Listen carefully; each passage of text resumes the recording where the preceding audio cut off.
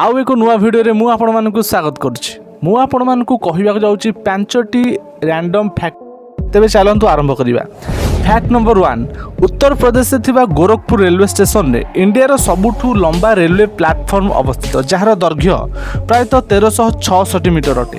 Fact number 2, भारतर Mizoram बक्तावांग गाँव में दुनियार सबुठु बड़ परिवार अवस्थित जो थे मिस्टर जियोना नामक एक पुरुष जे कि 76 वर्ष मृत्युवरण कर 39टी पत्नी 94टी संतान 14 जन बोहू और 33टी नाती नातुणी अच्छा।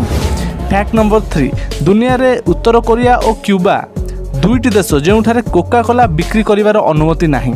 फैक्ट नंबर 4, महू एमिति गोटे जिनस जहाँकि हजार हजार वर्ष पर्यंत यह खराब हो न थाए। फैक्ट नंबर 5, जापान रे केबे भी कौनसी ट्रेन 18 सेकेंड रु अधिक विलंब होइनी। तेबे यही फैक्ट जानी आपन केमिति लागिला, जदि भल लागिला गोटे लाइक शेयर और कमेंट कर दियंतु। धन्यवाद।